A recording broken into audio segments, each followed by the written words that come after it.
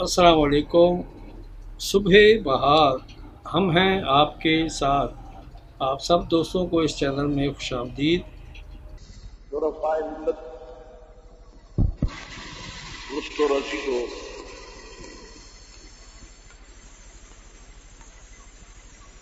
دین کی تبلیغ کے لیے رب العزت نے 1,24,000 سے زیادہ انبیاء اور رسول بھیجے۔ حضرات انبیاء علیہ السلام نے اللہ کے دین کی تبلیغ فرمائی۔ جناب امام الانبیاء محمد مصطفیٰ صلی اللہ علیہ وسلم خاتم النبیین ہیں۔ اب حضور پرنور صلی اللہ علیہ وسلم کی امت کی ڈیوٹی ہے کہ لوگوں کو اچھائی کا کہے اور برائی سے روکے۔ یہ امر بالمعروف نہی عن المنکر یہ مستقل فریضہ ہے۔ جس طرح نماز فرض ہے، رمضان مبارک کے روزے فرض ہیں، مالدار پر زکوٰۃ اور حج فرض ہے، اسی طریقے پر یہ امت کی ڈیوٹی ہے، امت کا فریضہ ہے کہ لوگوں کو اچھائی کا کہیں اور برائی سے روکیں۔ پاک پیغمبر صلی اللہ علیہ وسلم نے دن رات اللہ کے دین کے لیے محنت فرمائی۔ میری ابتدائی درخواست تو یہ ہے کہ آپ حضرات دین کی ضرورت محسوس کریں۔ ہمارے اس دور کے اکثر لوگ دنیا کی طرف متوجہ ہو چکے ہیں، دین کے لیے محنت نہیں ہو رہی، حتیٰ کہ ملک کے مسلمان دین کی ابتدائی مسائل سے بھی واقف نہیں۔ حالانکہ انسان یہاں ایک کورس کے لیے آیا ہے، ہمارا وطن اصلی وہ موت کے بعد ہے۔ جس طرح آپ حضرات بچے کورس کے لیے بھیجتے ہیں اور اس کو تائید کرتے ہیں کہ دن رات محنت کرتے رہنا، کھیل کود میں وقت ضائع نہ کرنا، اگر امتحان میں کامیاب ہو گیا تو تجھے عہدہ مل جائے گا، تو میں آپ حضرات کی خدمت میں یہ درخواست کرنے کے لیے حاضر ہوا ہوں کہ رب العزت نے جس کورس کے لیے یہاں بھیجا ہے، آپ دن رات اس میں محنت کریں۔ اگر اللہ کے امتحان میں کامیاب ہو گئے تو موت کے بعد بہشت کے دروازے کھلے ہوئے ہیں، بہشت کے حور و قصور انتظار کر رہے ہیں۔ جناب امام الانبیاء صلی اللہ علیہ وسلم نے فرمایا، تحفۃ المومن الموت، موت مومن کا تحفہ ہے، موت مومن کے لیے خوشبودار پھول ہے۔ جس طرح مومن پر موت آتی ہے تو مومن کو اللہ کا دیدار ہوتا ہے، مومن کہتا ہے کاش آج سے کئی برس پہلے مجھ پر موت آتی، مجھے اللہ کا دیدار پہلے ہو جاتا۔ تو آپ حضرات ان الفاظ کو یاد کر کے جائیں کہ مومن کا وطن اصلی وہ موت کے بعد ہے۔ موت مومن کو وطن اصلی پہنچاتی ہے اور بہشت داخل کراتی ہے۔ تو یہاں کے نظام کے لیے، کاروبار کے لیے آپ اتنی محنت کریں جتنا یہاں رہنا ہے۔ میری درخواست یہ ہے کہ زیادہ محنت آخرت کے لیے کریں۔ زندگی آمد برائے بندگی، زندگی بے بندگی شرمندگی، خوردن برائے زیستن و ذکر کردہ نس، تو موت کے زیستن اسباہ خوردہ نس۔ رب العزت نے قرآن مقدس میں فرمایا، وما خلقت الجن والانس الا لیعبدون، میں نے انسانوں اور جنوں کو نہیں پیدا کیا مگر عبادت کے لیے۔ انسان کا کام، ڈیوٹی، فرض منصبی وہ اللہ کی عبادت ہے۔ یہ تجارت، ملازمت، زمیندارہ کاروبار، کھانا پینا، عیش آرام، دنیاوی اقتدار، یہ انسان کی زندگی کا مقصد نہیں ہے۔ یہ کوئی بازاری قصہ میں نہیں بیان کر رہا، نہ اخباری کہانی ہے۔ یہ لاریب کتاب میں رب العزت نے فرمایا ہے وَمَا خَلَقْتُ الْجِنَّ وَالْإِنسَ إِلَّا لِيَعْبُدُونِ، میں نے انسانوں اور جنوں کو نہیں پیدا کیا مگر عبادت کے لیے۔ انسان کا کام عبادت ہے۔ اسی رب العزت نے قرآن مقدس میں مومنین سے مطالبہ فرمایا ہے یا ایھا الذین آمنوا اذکروا اللہ ذکرا کثیرا، اے ایمان والو مجھے زیادہ یاد کرو۔ واذکروا اللہ قیاما وقعودا وعلی جنوبکم، چلتے پھرتے اٹھتے بیٹھتے لیٹے ہوئے مجھے یاد کرو۔ واذکروا اللہ کثیرا لعلکم تفلحون، مجھے زیادہ یاد کرو تم کامیاب رہو گے۔ یہ قرآن مجید کی آیات کا لفظی ترجمہ ہے، معنی ہے، کوئی حاشا نہیں۔ میں اس میں ملاوٹ نہیں کر رہا۔ آج کل دور ہے ملاوٹ کا۔ ملاوٹ والی غذا جان کو نقصان پہنچاتی ہے، ملاوٹ والا مسئلہ ایمان کو نقصان پہنچاتا ہے۔ آج کل ہمارے اس دور میں مسائل کے اندر ملاوٹ ہو گئی، لوگوں کو پتہ بھی نہیں۔ میرا خیال یہ ہے کہ زمین کے اکثر لوگ اس بات کو نہیں جانتے کہ دین ہمارا کس چیز کا نام ہے۔ میں ہر روز کہیں نہ کہیں تقریر کرتا ہوں۔ حرم کعبہ، مسجد نبوی میں بھی میں نے تقریریں کی ہیں۔ انگلینڈ، لندن سے لے کر گلاسگو تک میں نے دورہ کیا۔ افریقہ کے کئی ملکوں میں گیا۔ جنوبی افریقہ میں علماء کو جا کے پڑھایا۔ بنگلہ دیش کا دورہ بھی کیا ہے۔ متحدہ عرب امارات کا بھی دورہ کیا ہے۔ یہاں پاکستان بھی ہر روز کسی نہ کسی مقام پر اکثر میں تقریر کیا کرتا ہوں۔ میرا خیال یہ ہے کہ زمین کے لوگوں کو یہ پتہ نہیں کہ دین کس چیز کا نام ہے۔ اگر یہ پتہ ہوتا، علم ہوتا، تو یہ فرقہ بندی نہ ہوتی۔ تقریر کے بعد اکثر لوگ کہتے ہیں یہ مسئلہ میرا دل دماغ تسلیم نہیں کرتا۔ حالانکہ ہمارا دین دل و دماغ کا بنایا ہوا نہیں، ہمارا دین اللہ نے بنایا۔ دین کی آسمان سے کتاب آئی، کتاب کے ساتھ استاد آیا جس نے کتاب مقدس کی تفسیر فرمائی، عمل کر کے دکھایا۔ اگر سارے لوگ اس مسئلے کو یاد رکھ لیں کہ ہمارا دین وہ قواعد اصول ہے جو اللہ نے جناب امام الانبیاء محمد مصطفیٰ صلی اللہ علیہ وسلم کو عطا فرمائے۔ دین کی آسمان سے کتاب آئی، پاک پیغمبر نے اس کتاب مقدس کی تفسیر فرمائی، کائنات کے لوگوں کو عمل کر کے دکھایا، یہ ہمارا دین ہے۔ اگر سارے لوگ اس بات کو سمجھ لیں اور اس پر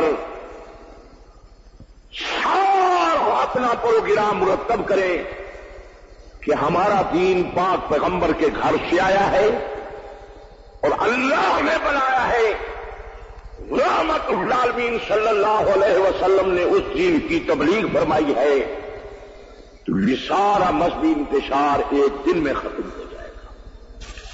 لیکن دین کی ضرورت نہیں اس وقت۔ مسلمان ابتدائی مسائل کو بھی نہیں جانتے۔ ایمان امن سے ہے، اسلام سلامتی سے ہے۔ اسلام اور ایمان کا تقاضا یہ ہے کہ ملک میں امن ہو، اتحاد ہو، یکجہتی ہو، وحدت ہو، محبت و پیار ہو، یگانگت ہو۔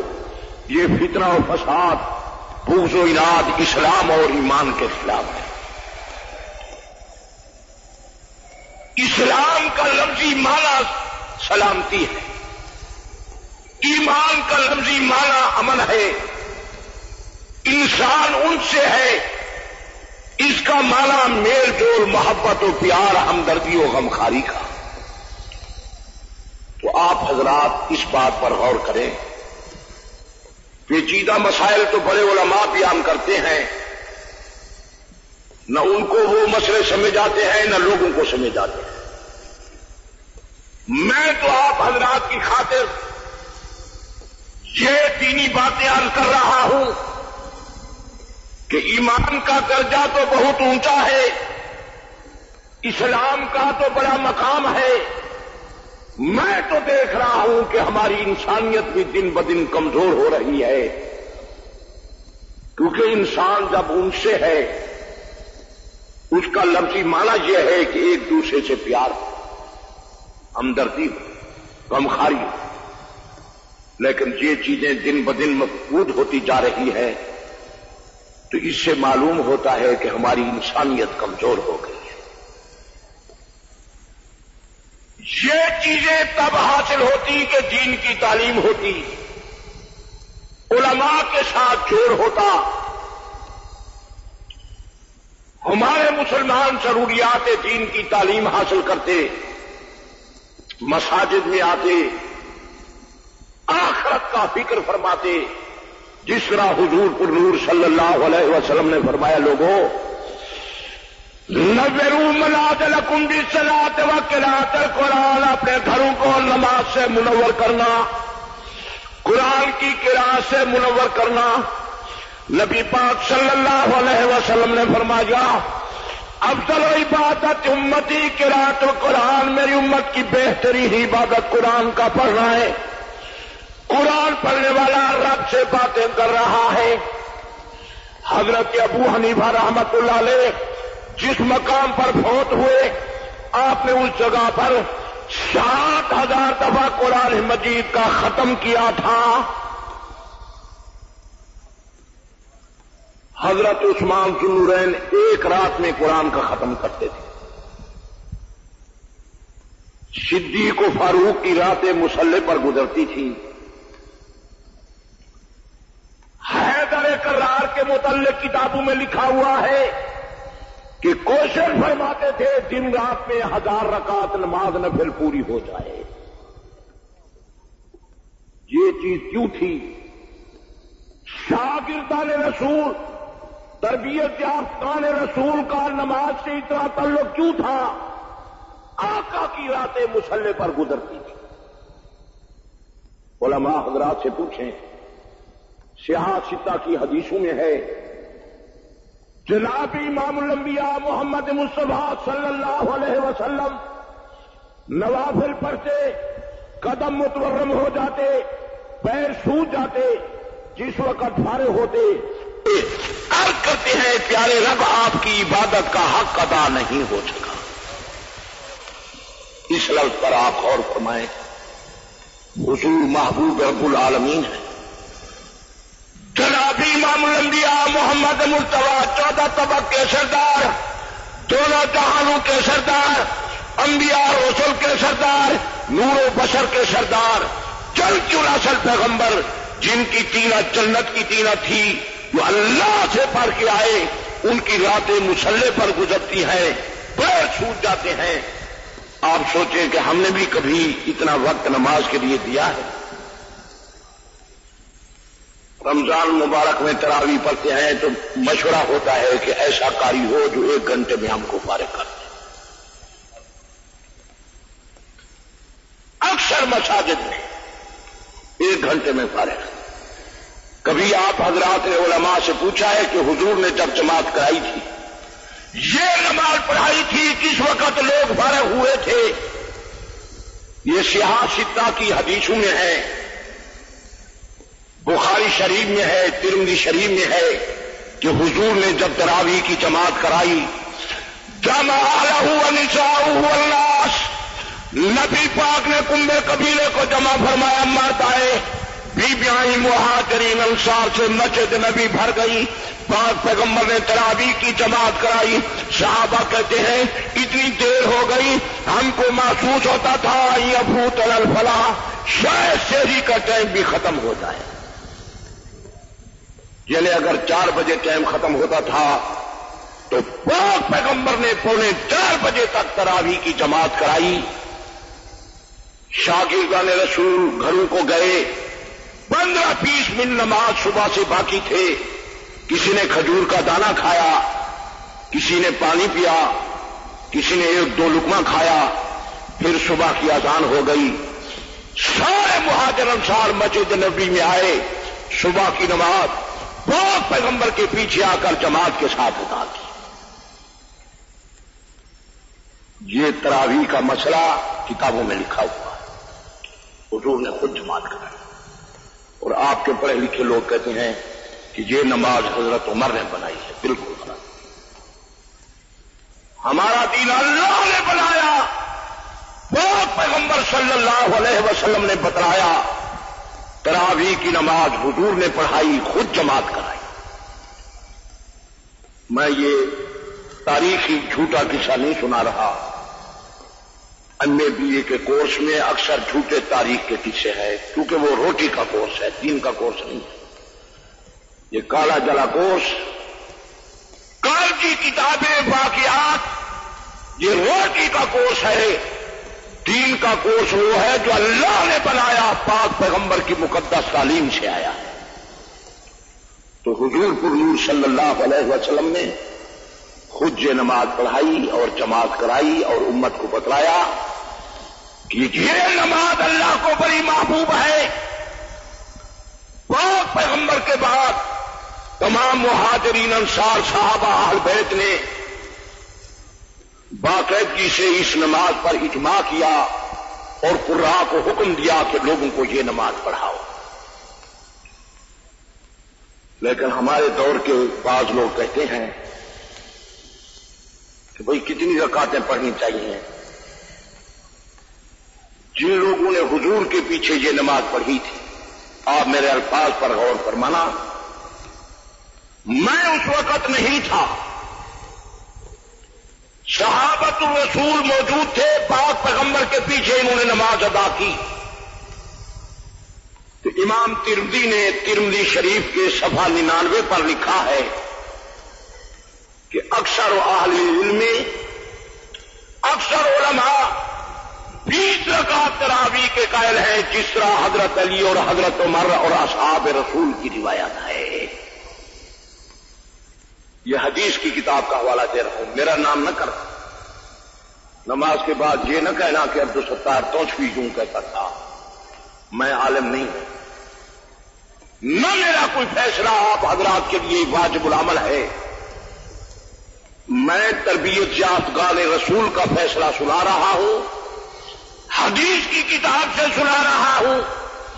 امام ترمذی نے اپنی شورا افاق کتاب ترمذی شریف جلد اول صفحہ 99 پر لکھا ہے کہ اکثر علماء 20 رکعت تراویح کے قائل ہیں، جس طرح حضرت علی، حضرت عمر، باقی اصحاب رسول کی روایت ہے. اور آگے امام ترمذی نے لکھا وقال الشافعی ہاکذا ادرکت ببلد لا مکہ تھا. امام شافعی فرماتے ہیں ہم نے مکے والوں کو اسی طرح پایا ہے کہ وہ 20 رکعت تراویح ادا کرتے ہیں. یہ امام ترمذی 2ری صدی کے بزرگ ہیں، آپ تو ہیں 15ویں صدی کے بزرگ. امام شافعی 2ری صدی میں پیدا ہوئے، 150 ہجری میں پیدا ہوئے. جس دن حضرت ابو حنیفہ رحمت اللہ علیہ کی وفات ہوئی، اس دن امام شافعی رحمت اللہ علیہ کی پیدائش ہوئی. یہ مکے کے باشندے ہیں، انہوں نے یہاں زندگی گزاری. وہ فرماتے ہیں کہ ہم نے مکے والوں کو اسی طرح پایا. اس زمانے سے لے کر آج تک حرم کعبہ اور مسجد نبی میں 20 رکعت تراویح کی جماعت ہو رہی ہے. باقی جو الفاظ میں بیان کر رہا ہوں، زمین کا عالم ان الفاظ کی تردید نہیں کر سکے گا. زمین پر ایسا عالم نہیں ہے تردید کرنے والا، کیونکہ میں اپنی بات کو بیان نہیں کرتا، میں تو چٹھی رسان ہوں، پیغام پہنچاتا ہوں۔ حضور صلی اللہ علیہ وسلم جو دین پڑھا گئے، جس جماعت کے حوالے فرما گئے، اور بعض پڑھے لکھے لوگ کہتے ہیں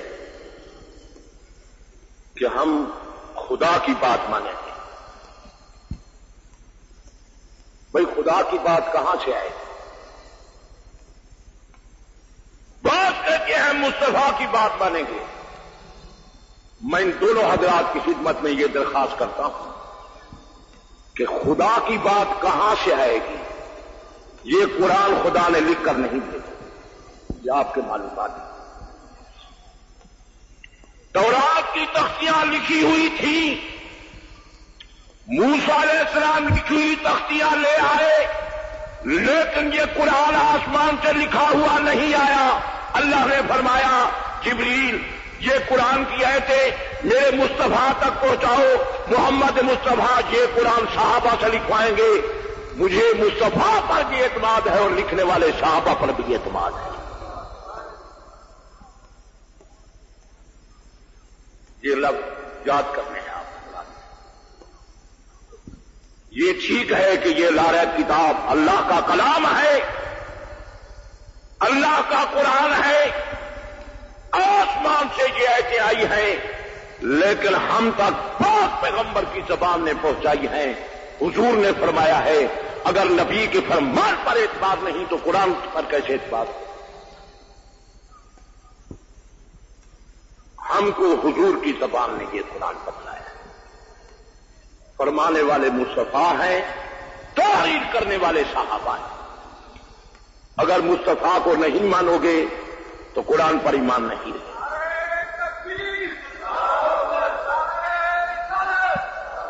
صحابہ پر اعتماد نہیں کرو گے تو قرآن پر اعتماد نہیں رہے گا۔ جس طرح خدا کے ماننے کے لیے محمد مصطفیٰ کا ماننا ضروری ہے، مصطفیٰ کے ماننے کے لیے صحابہ کا ماننا ضروری ہے۔ یہ قرآن میں ہے، نبی کے فرمان میں اللہ نے فرمایا ہے من یطع الرسول فقد اطاع اللہ، جس نے رسول کی اطاعت کی، خدا کی اطاعت کی۔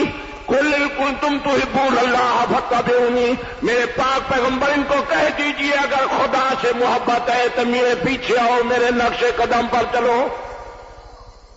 تو خدا کا مصطفیٰ کی اطاعت یہ خدا کا فیصلہ ہے، قرآن کہتا ہے۔ اللہ کا قرآن کہتا ہے لَقَدْ كَانَ لَكُمْ فِي رَسُولِ اللَّهِ أُسْوَةٌ حَسَنَةٌ، حضور کی ذات گرامی میں بہترین نمونہ، حضور کارخانہ کائنات کے لیے نمونہ بن کے آئے، سرچشمہ ہدایت بن کے آئے۔ قُلْ إِن كُنتُمْ تُحِبُّونَ اللَّهَ فَاتَّبِعُونِی، کہہ دیجئے خدا سے محبت ہے تو میرے پیچھے آؤ۔ قرآن وَالسَّابِقُونَ الْأَوَّلُونَ مِنَ الْمُهَاجِرِينَ وَالْأَنصَارِ والذین اتبعوہم بإحسان رضی اللہ عنہ ورضوا عنہ، سبقت کرنے والے نبی کے مہاجر، نبی کے انصار، مہاجرین و انصار کے پیروکار، میں خدا ان سے راضی ہوں اور وہ مجھ سے راضی ہیں۔ اللہ نے فرمایا میں نبی کے مہاجرین سے راضی، نبی کے انصار سے راضی، مہاجرین و انصار کے پیروکار سے راضی۔ قرآن نبی نے جماعت کرائی، سارے مہاجرین انصار پاک پیغمبر کے بعد 20 رکعت تراویح پر اجماع کر رہے ہیں۔ باقی آپ حضرات اگر توجہ فرمائیں تو احتیاط کا تقاضا بھی ہے کہ ایک آدمی نے آپ کو بتلایا ہے، عدالت میں اعلان ہو رہا تھا کہ فلاں آدمی 8,000 روپیہ جمع کرے ورنہ جیل جائے۔ دوسرے آدمی نے کہا نہیں میاں وہ تو 20,000 کا اعلان تھا۔ وہ آدمی 20,000 روپیہ اٹھا کر عدالت میں پیش ہو جائے اور حاکم صاحب اس کو کہیں کہ میاں 8,000 روپیہ داخل کرو ورنہ جیل جاؤ۔ اس کے پاس تو 20,000 روپیہ موجود ہے، وہ 8,000 داخل کر دے گا، 12,000 بچ جائیں گے، کوئی پریشانی نہیں ہوگی۔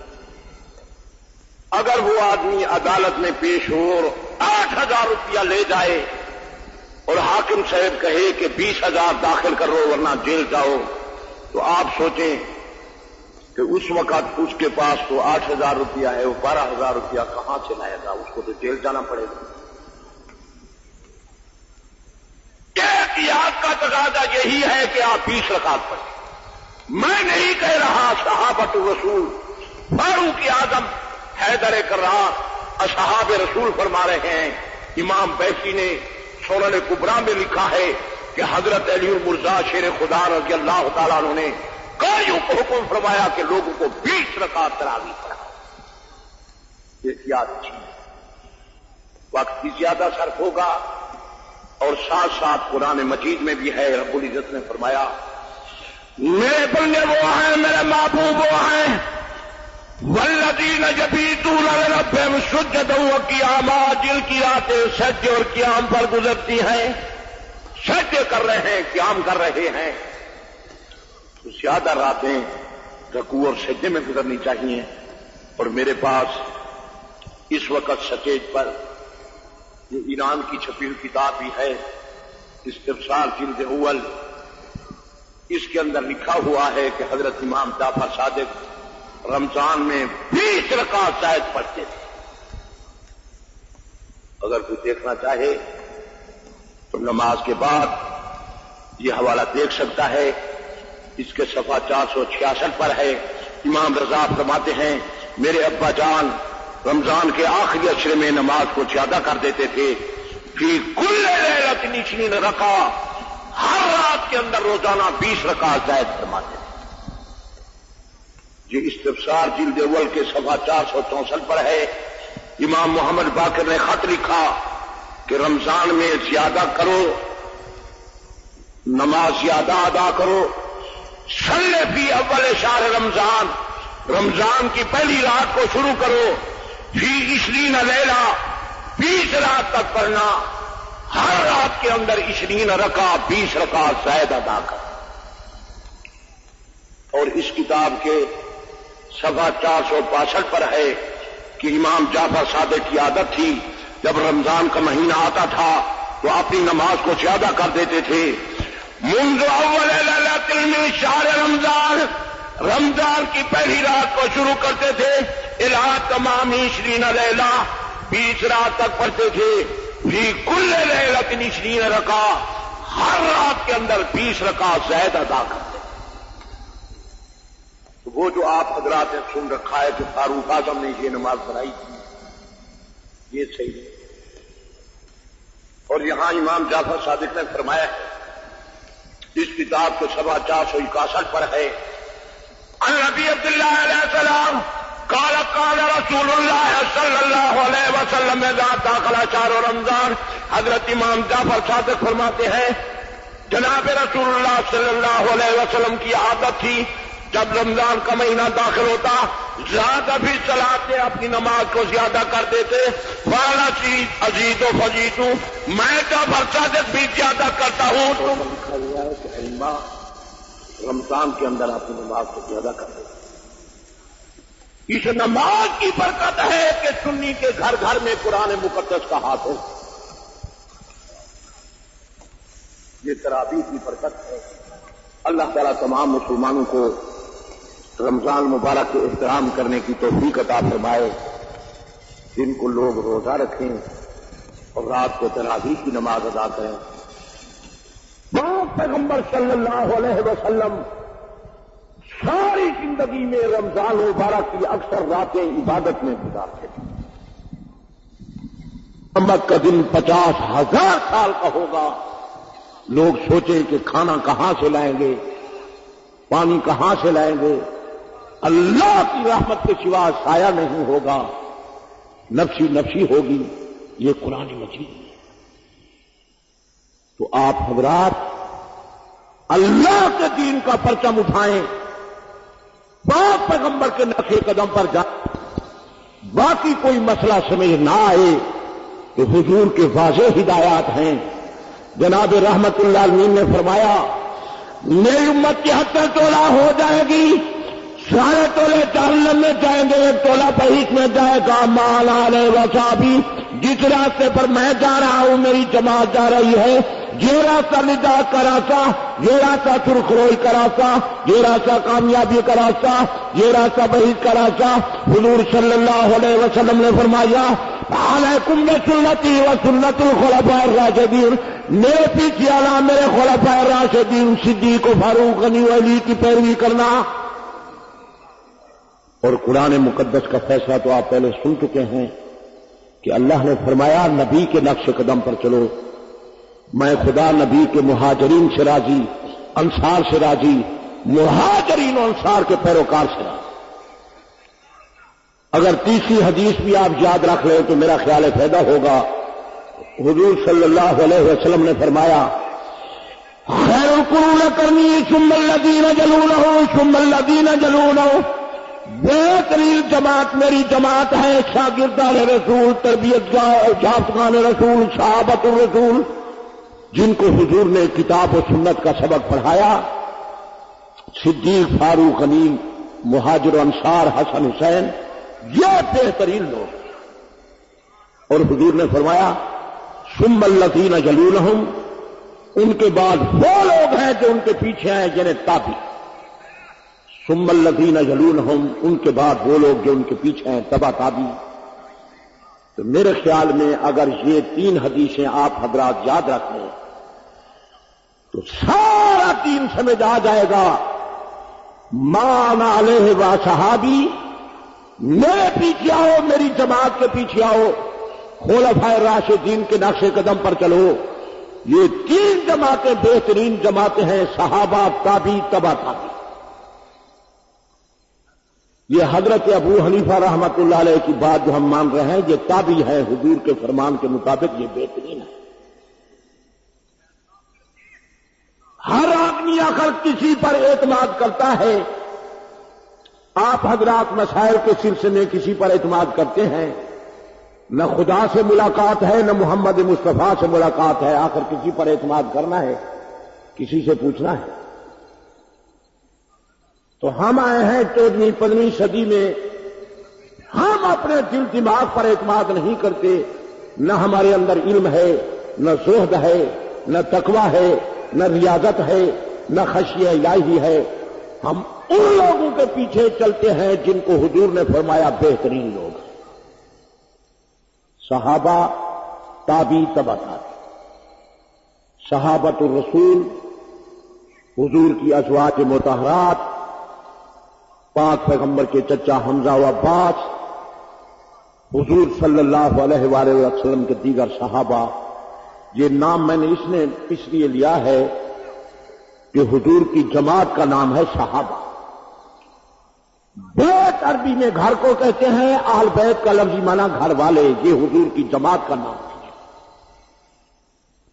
اہل بیت کا لفظی معنی گھر والے، مولوی کے اہل بیت مولوی کے گھر والے، پیر کے اہل بیت پیر کے گھر والے، امیر کے اہل بیت امیر کے گھر والے، وزیر کے اہل بیت وزیر کے گھر والے، صدر کے اہل بیت صدر کے گھر والے، گورنر کے اہل بیت گورنر کے گھر والے، نبی کے اہل بیت نبی کے گھر والے۔ یہ پاک پیغمبر کی جماعت کا نام نہیں ہے، حضور کی جماعت کا نام ہے صحابہ۔ صحابی اس کو کہتے ہیں جو نبی کو دیکھ کر نبی کی تصدیق کرے، یہ صحابی کی تعریف ہے۔ سیدہ خدیجہ حضور کی صحابیہ ہے، حضور کے چچا سید الشہداء اسد اللہ حضرت حمزہ، پاک پیغمبر کے چچا مومن کامل حضرت عباس، یہ حضور کے صحابی ہیں۔ حضرت صدیق، حضرت فاروق، حضرت غنی، حضرت علی، حضرت حسن حسین، یہ حضور کے صحابی ہیں۔ ازواج مطہرات حضور کی صحابیات ہیں۔ یہ علمی اصطلاحات بھی مسلمانوں کو یاد ہونی چاہیے کہ جب کوئی عالم تقریر میں صحابہ کی تعریف کرے تو بعض لوگ کہتے ہیں یہ کہ اہل بیت کا نام یہ نہیں لے رہے، ان کو یہ پتہ نہیں ہوتا کہ حضرت علی صحابہ کی پہلی صف میں موجود ہے۔ اگر نبی کے مہاجرین کی تعریف کی جائے تو حضرت علی پہلی صف میں ہے، یہ بڑے مہاجر ہیں، بڑے صحابی ہیں، حضور کے وزیر مشیر ہیں، خلفائے راشدین میں سے ہیں۔ علی اللہ کے شیر تھے، طاقتور دلیر تھے، اہل سنت کے رہنما، مقتدا اور پیشوا ہیں۔ ہمارے پاس مدح ہی مدح کا پروگرام ہے، ہمارا یہ عقیدہ ہے کہ حضور نے جن لوگوں کی تعلیم و تربیت فرمائی وہ سارے لوگ پاک ہو گئے، جس طرح قرآن مقدس میں آیا وَيُزَكِّيهِمْ وَيُعَلِّمُهُمُ الْكِتَابَ وَالْحِكْمَةَ۔ حضور صرف خود پاک نہیں تھے بلکہ پاک گر تھے۔ جو پاک پیغمبر کے سکول میں آئے حضور نے پہلے ان کو پاک فرمایا، پھر قرآن و حدیث کا سبق پڑھایا۔ تو شاگردان رسول، تربیت یافتگان رسول سارے پاک تھے، اور اللہ نے ساری جماعت کے متعلق قرآن میں فرمایا کل وعد اللہ الحسنی، پاک پیغمبر کی ساری جماعت جنتی ہے، میرا ان سے بحث کا وعدہ ہے۔ سارے بات پڑھے لکھے لوگ کہتے ہیں صحابہ سے غلطی نہیں ہوتی، صحابہ سے غلطی ہوتی ہے، صحابہ معصوم نہیں ہے، لیکن اللہ نے قرآن مجید میں فرمایا، اپنے محبوب بندو کے متعلق فرمایا، تربیت یافتگان رسول کے متعلق فرمایا یبدل اللہ سیئات حسنات، میں ان کی غلطیوں کو نیکیوں سے تبدیل کر دوں گا۔ قرآن ہے، شاید کسی آدمی نے یہ آیت نہ پڑھی ہو، نہ دیکھی ہو، تو یہ اس قرآن میں ہے، قاری صاحبان حفاظ سے پوچھ لینا۔ اللہ نے فرمایا یبدل اللہ سیئات حسنات، میں ان کی غلطیوں کو نیکیوں سے تبدیل کر دوں گا۔ ہر کے در کان نمک رفت نمک شد، نمک کی کان میں اگر کوئی جانور گر جائے تو نمک کی تیزی اس کے گوشت اور پوست اور ہڈیوں کو کھا جاتی ہے، چند دنوں کے بعد وہ سارا جانور نمک بن جاتا ہے۔ جس طرح نمک کی تیزی اس جانور کے گوشت و پوست کو کھا جاتی ہے، پاک پیغمبر کا تزکیہ، حضور کی تعلیم صحابہ کی اتحادی غلطی کو کھا جاتی ہے۔ اللہ نے فرمایا کل وعد اللہ الحسنی، میرا پاک محمد کی ساری جماعت کے ساتھ بحث کا وعدہ ہے۔ قرآن ہے جی۔ ویسے بھی حضور نے فرمایا تھا لوگوں اللہ اللہ فی اصحابی لا تتخذوا غرضا من بعدی، خدا سے ڈرنا، خدا سے ڈرنا، میرے بعد میرے صحابہ کو ملامت کا نشانہ نہ بنانا۔ اکرموا صحابی فإنہم خیارکم، میرے صحابہ کی تعظیم کرنا بہترین لوگ ہیں، یہ نبوت کے گواہ ہیں، قرآن کی قرآنیت کے گواہ ہیں، اور علی کے نکاح کے گواہ ہیں، یہ عینی گواہ ہیں، چشمدید گواہ ہیں، واقعے کے گواہ ہیں، موقع کے گواہ ہیں۔ عینی گواہ کمزور ہو گئے تو دین کہاں سے لائیں گے؟ باقی بات پڑھے لکھے کبھی کبھی کہہ دیتے ہیں ہم قرآن کا ترجمہ خود کر رہے ہیں، ہم عربی بھی جانتے ہیں، ترجمہ پڑھنے سے تو قرآن سمجھ نہیں آتا۔ بادشاہ اللہ یہ پاکستان کا مرکزی شہر ہے، یہاں میں آپ حضرات کو یہ بتلا رہا ہوں، یہ جو قرآن میں آیا ہے اقیموا الصلاۃ، صلاۃ قائم کرو، صلاۃ کا عربی میں معنی ہے دعا۔ اگر آپ عربی ترجمہ خود کریں گے تو اقیموا الصلاۃ، صلاۃ قائم کرو، یعنی دعا مانگ لو، دعا مانگ کے جاؤ۔ یہاں آپ حضرات کیوں بیٹھے؟ خطبہ پڑھو، زور کی فرض کی 4 رکعتیں، عصر کی 4 رکعتیں، عشاء کی 4 رکعتیں، صبح کی فرض کی 2 رکعتیں، مغرب کی 3 رکعتیں، ہر رکعت میں 1 رکوع اور 2 سجدے، یہ قرآن میں کہاں ہے؟ جو کہتے ہیں ہم خود پڑھ لیں گے، کہاں پڑھیں گے؟ ہر نماز کی اذان ہے، عید نماز کی اذان نہیں، کیوں؟ تو اس لیے اللہ نے کتاب کے ساتھ استاد بھیجا ہے، استاد نے یہ بتلایا ہے کہ صلاۃ کا معنی یہاں دعا نہیں، اس کا معنی ہے نماز۔ زور کی نماز کی فرض کی 2 رکعتیں یہ استاد نے بتلائی ہیں، قرآن میں کہیں نہیں ہے۔ مغرب کی فرض کی 3 رکعتیں یہ استاد نے بتلائی ہیں۔ مولوی کو استاد مولوی، پیروں کے استاد پیر، جناب امام الانبیاء محمد مصطفیٰ کے استاد خدا ہیں، جو اللہ سے پڑھ کے آئے، امت کو آ کے پڑھایا۔ اللہ نے اس لیے فرمایا فَإِن تَنَازَعْتُمْ فِي شَيْءٍ فَرُدُّوهُ إِلَى اللَّهِ وَالرَّسُولِ، اگر کسی مسئلے میں اختلاف ہو جائے خدا کے دروازے پر آؤ، محمد مصطفیٰ کے دروازے پر آؤ۔ ان کنتم تؤمنون باللہ والیوم الآخر، اگر خدا پر ایمان ہے، قیامت پر ایمان ہے، فیصلہ خدا سے کراؤ، فیصلہ محمد مصطفیٰ سے کراؤ۔ نبی نے فرمایا علیکم بسنتی و سنت الخلفاء الراشدین، میرے پیچھے آنا، میرے خلفاء الراشدین کے پیچھے آنا نبی کا فیصلہ ہے۔ اور یہ نبی نے فرمایا ہے خیر القرون قرنی ثم الذین یلونہم ثم الذین یلونہم، تین جماعتیں بہترین جماعتیں ہیں، صحابہ، تابعی، تبع تابعی۔ حضرت ابو حنیفہ تابعی ہیں، اس لیے ان پر اعتماد کرتے ہیں، یہ بہترین آدمی ہیں۔ یہ 80 ہجری میں پیدا ہوئے۔ نماز کا ٹائم شاید قریب ہونے والا ہے، لیکن اس سبق کو خصوصیت سے یاد کرنا ہے۔ آپ پڑھے لکھے تو خیر ہیں، لیکن میرا خیال یہ ہے کہ یہ سبق یاد نہیں ہوگا۔ جمعہ کا مقدس دن ہے، رمضان مبارک ہے۔ حضرت ابو حنیفہ رحمۃ اللہ علیہ سن 80 ہجری میں پیدا ہوئے۔ امام مالک رحمۃ اللہ علیہ 93-94 ہجری میں پیدا ہوئے۔ امام شافعی رحمۃ اللہ علیہ 150 ہجری میں پیدا ہوئے۔ امام احمد بن حنبل رحمۃ اللہ علیہ 164 ہجری میں پیدا ہوئے۔ امام بخاری رحمۃ اللہ علیہ 194 ہجری میں پیدا ہوئے۔ امام مسلم رحمۃ اللہ علیہ 204 ہجری میں پیدا ہوئے۔ امام ابو داؤد رحمۃ اللہ علیہ 202 ہجری میں پیدا ہوئے۔ امام نسائی رحمۃ اللہ علیہ 214 ہجری میں پیدا ہوئے۔ امام ترمذی رحمۃ اللہ علیہ 209 ہجری میں پیدا ہوئے۔ امام ابن ماجہ رحمۃ اللہ علیہ 209 ہجری میں پیدا ہوئے۔ حضرت ابو حنیفہ رحمۃ اللہ علیہ سن 80 ہجری میں پیدا ہوئے۔ جب زمین پر نہ یہ کتابیں تھیں نہ کتاب لکھنے والے تھے، صرف ایک کتاب تھی، ذالک الکتاب لا ریب فیہ، اور کتاب نہیں۔ حضرت ابو حنیفہ نے دین تابعین سے حاصل کیا، صحابہ سے حاصل کیا۔ صحابہ نے دین پاک محمد سے لیا، پیارے مصطفیٰ نے دین خدا سے لیا۔ یہ ہمارے دین کا یہ سلسلہ ہے، اس راستے سے دین آیا ہے۔ یہ کتابیں بعد میں لکھی گئیں، کتاب لکھنے والے بھی بعد میں پیدا ہوئے ہیں۔ لوگ کہتے ہیں نا میں نے کتاب پڑھی ہے۔ ہم ان لوگوں کے پیچھے جا رہے ہیں جن کو حضور نے فرمایا بہترین لوگ ہیں۔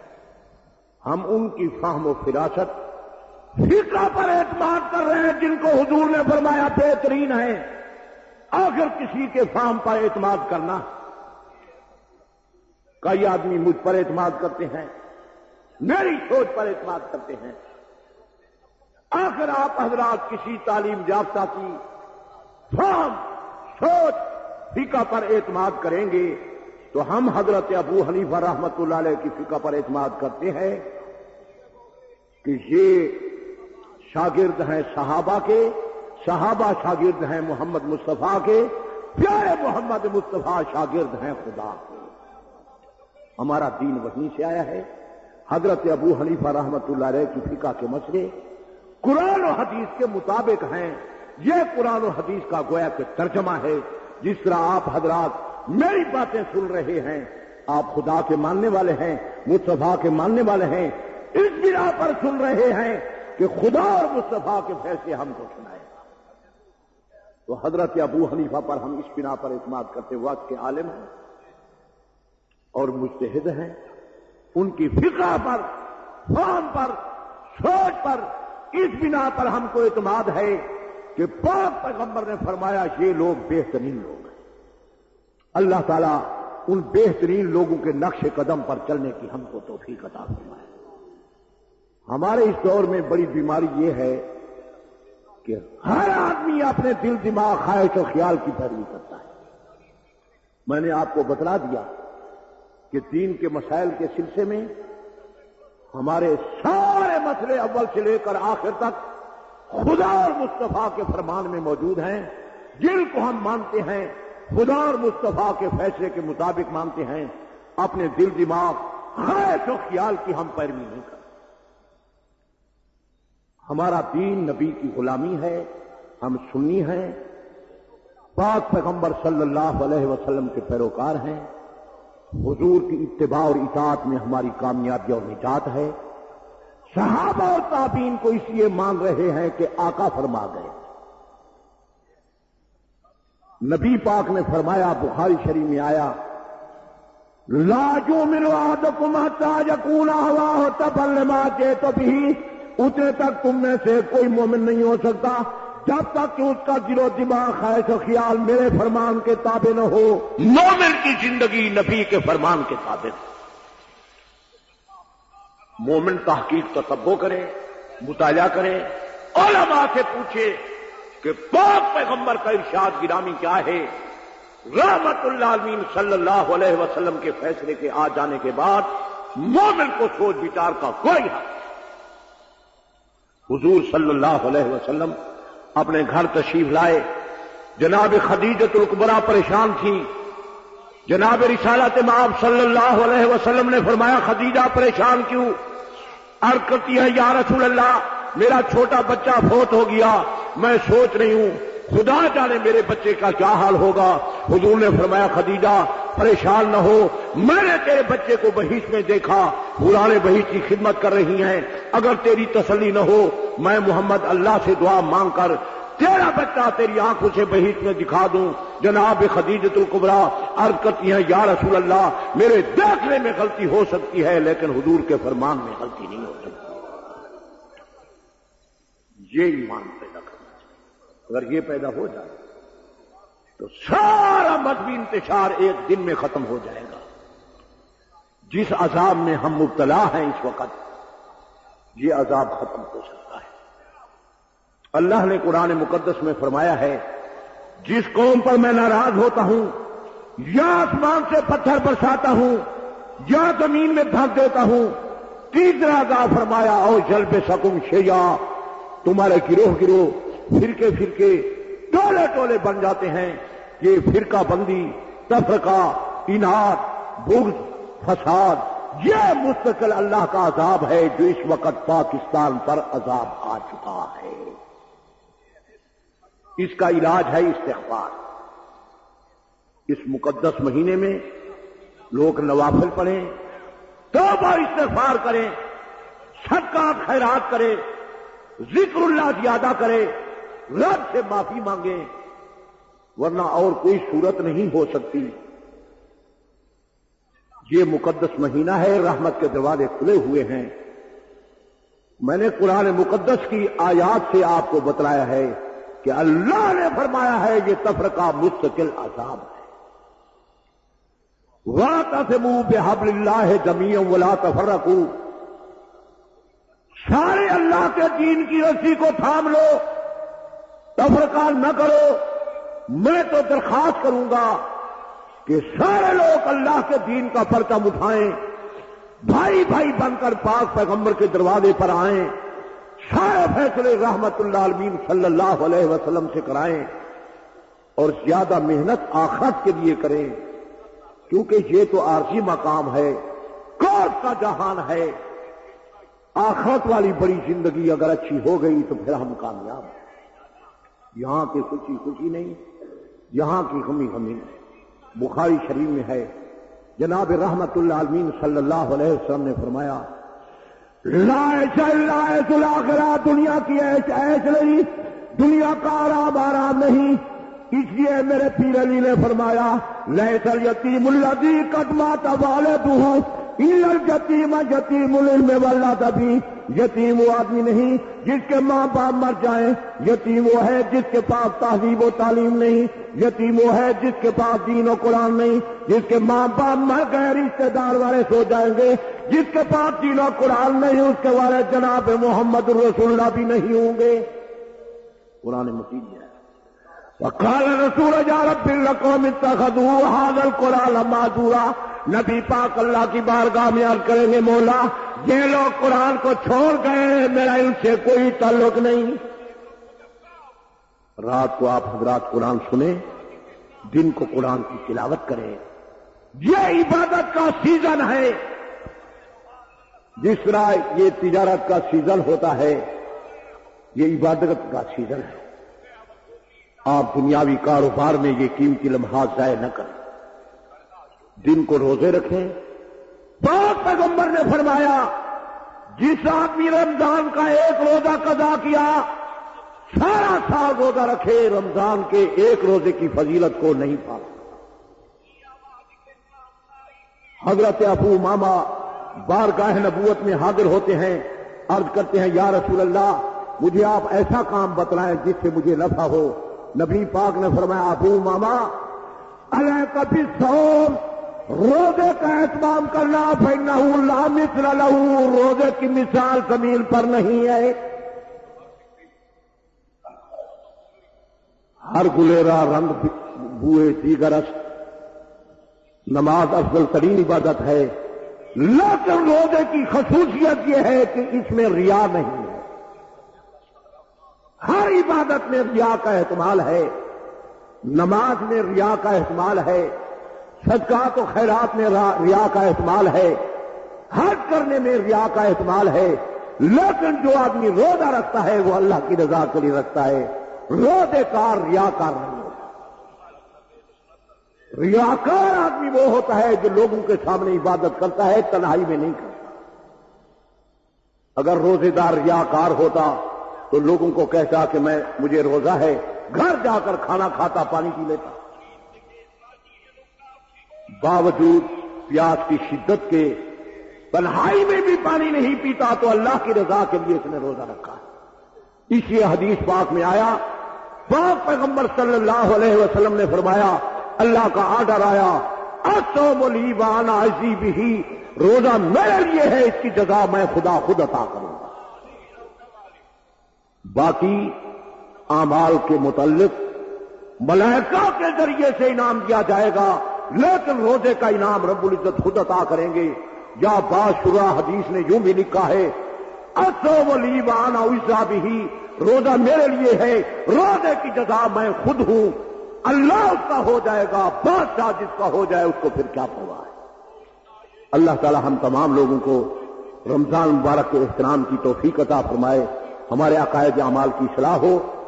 اب چونکہ نماز کا ٹائم خطیب صاحب کے ارشاد کے مطابق ہو چکا ہے، یہ چند دینی رسالے ہیں، اگر آپ مناسب سمجھیں وہ حضرات لے جائیں، جو پڑھیں، جو نہ پڑھیں وہ نہ لے جائیں، کیونکہ یہ رسالے ہیں۔ ایک صدق کا رسالہ ہے کہ سیدہ فاطمہ بطول صدیق پر راضی تھیں، 7 باغ نبی کے سیدہ فاطمہ بطول کے پاس تھے۔ میرے خیال میں کسی آدمی کو ان 7 باغوں کا نام نہیں آتا ہوگا، مجھے تو خیر آتا ہے کیونکہ میں سنی ہوں۔ 7 باغ سیدہ فاطمہ کے پاس حضور کے تھے، بی بی صدیق پر راضی تھیں، بی بی کا انتقال پر ملال ہوا تو سیدہ فاطمہ بطول کا جنازہ بھی ابو بکر صدیق نے پڑھایا۔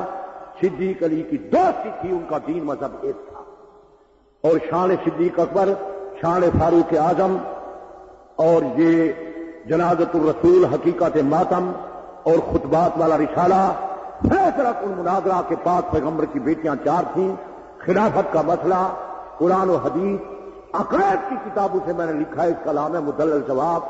اگر آپ حضرات پڑھیں، وقت ہو تو نماز کے بعد مسجد کے دروازے رسالے لے جائیں، اگر وقت نہ ہو تو اپنے پیسے ضائع نہ کریں، میرے رسالے یہ ضائع نہ کریں۔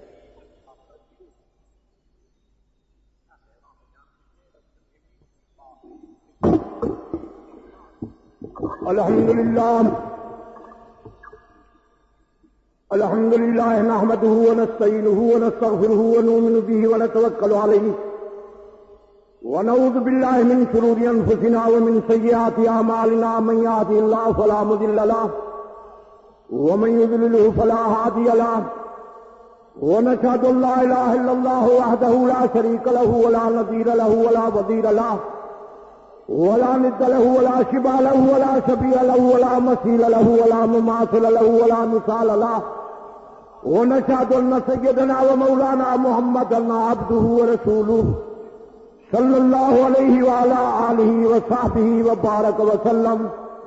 اما بعد فاعوذ بالله السميع العليم من الشيطان الرجيم، بسم الله الرحمن الرحيم۔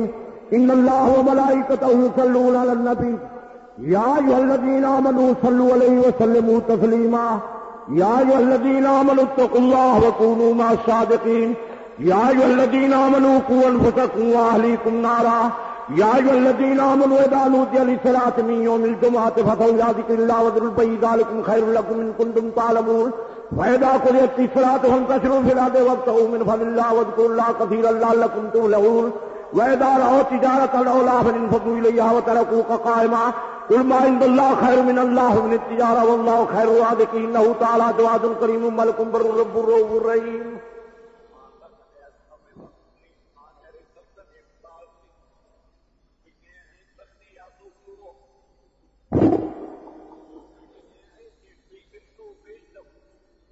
الحمد لله وكفى والصلاة والسلام على سيد الرسل وخاتم الأنبياء صلى الله عليه وعلى آله وصحابه وبارك وسلم.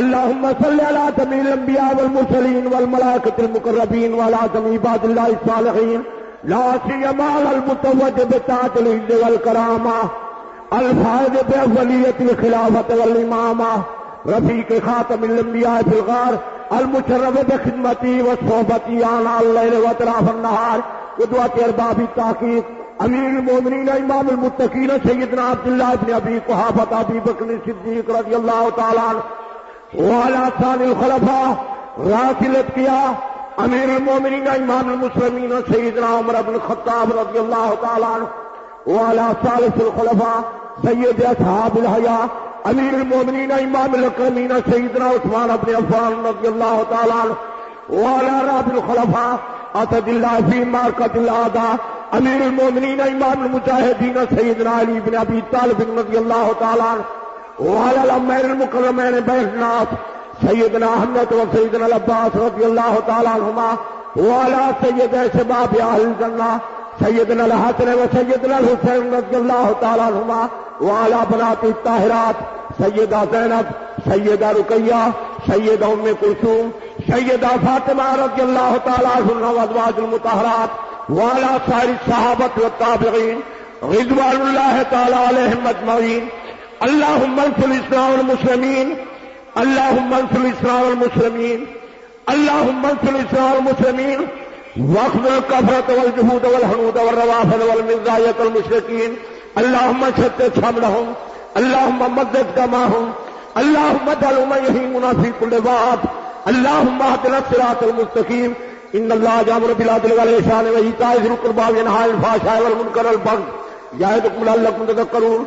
اذكروا الله يذكركم وادعوه يستجب لكم وذكر الله تعالى أعلى وأولى وأجل وأهم وأتم وأقوى وأكبر. سب سیدھی کر لیں.